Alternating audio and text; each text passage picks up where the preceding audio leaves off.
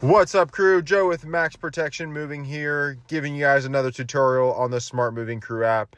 If you see on your home screen, you will see the arrival time for the service. That is an important one, making sure we get to the office on time. Before we jump into the job specific, let's hit the upcoming jobs button at the top right. This will show us our upcoming schedule for the week. We'll be able to see what times we're arriving at the office and what time future services start. This gives us a good idea of the week ahead and is a very useful tool. If we go back to the service for today, we can see some information already, but if we open it up, we'll be able to gather more information. If we hit the See More button, we'll be able to see more of the charge-related information. There is a tab for additional services. Let's say they need a junk removal or something of that sort. There's an area for materials where you can add different materials for sale. And then there's also a bulky items area, which will allow you to add a piano. If the client says, hey, look, I actually have a piano I need you to move, we can add that in there. This next area will show you what size and the addresses you'll be moving, whether there's stairs or not. And at the very bottom will be specific requests made by clients. As you can see here, at the very bottom, it says promises, new carpets, wearing boot protection. And you can go look up from there. There's different requests. Now, to start the move, we'd hit the en route button, and we always make sure to put an accurate time estimate for when we will arrive. In this situation, let's pretend it's 10 minutes, and we send our SMS notification, take our drive to the job. Now that we've arrived, we can hit the Arrived button. This Arrived button will send a notification to the client that we have arrived, and this is always a great time to let your crew know that it's time to clock in for the job. When doing your walkthrough, we want to make sure to watch out for damages, and we're going to notate those in the feedback notes.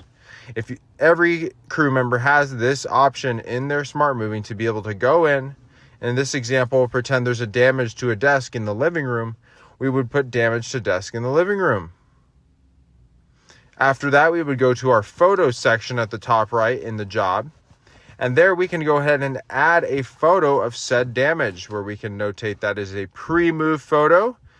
Take a photo of our desk there that is clearly damaged. And now if the client calls management and says, hey, look, this was damaged by your movers, we have clear-cut proof as well as a note that it was not your fault.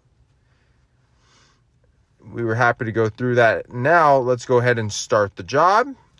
When we do start the job, it's going to confirm we're ready to start, and then it's going to prompt us to open our contract. There are some signatures we should, for best practice, get before we start the service.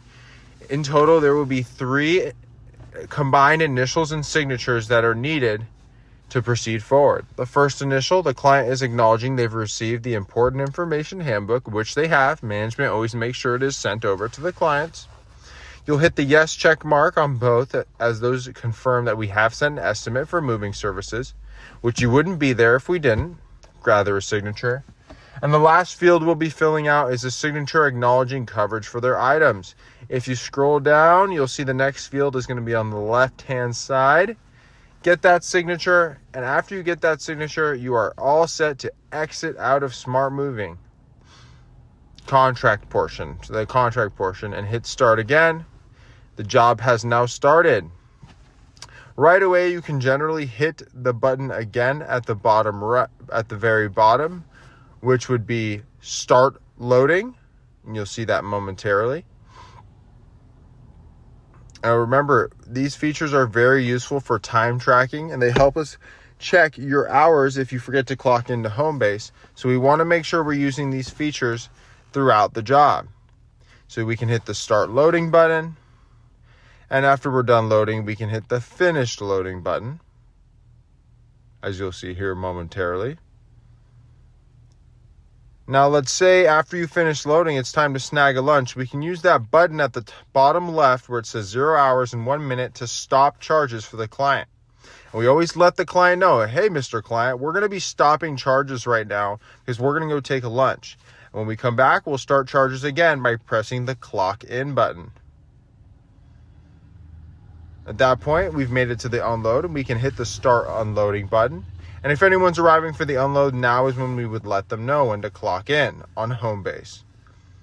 Once they've completed their job, Once we've completed our job, we can hit the complete job button and hit next.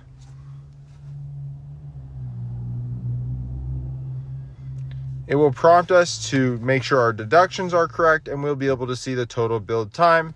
As you can see, you can always add a deduction. We like to make sure we do this real time, but maybe we missed stopping charges on our 30-minute lunch. We can go ahead and make sure to adjust that before we charge our client.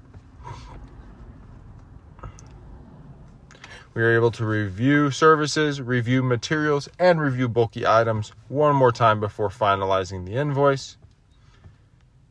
From there, we will be able to show the client the charges for their service, and that would be a good time before issuing the charges to ask them if there's anything you could have done better for the service.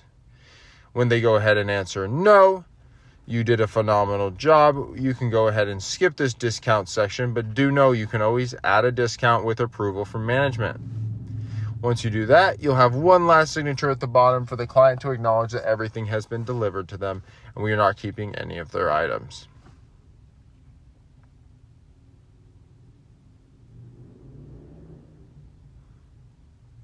Do note that the first signature I took is the carrier signature, so that would be the foreman filling that out. From there, we have the option to take a payment. When you press take a payment, there will be a tip option, hence me saying asking the critical question. But in this situation, let's pretend there's no tip. And now we can add new payment. When we press add new payment, there will be a list of options as well as taking a credit card if need be. If we do choose to take a credit card, a very important reminder is to ensure that the client's name is on that credit card. We should not be taking a credit card from anyone besides the client, and their name must be on said card in order to enter it into SmartMoving. Once we've gone ahead and taken a payment or not, we can always go back, finalize the job, and we can always complete job and carry balance if we've been told by management that they will be taking care of the payment on their end. That does complete our intro into SmartMoving. Thank you.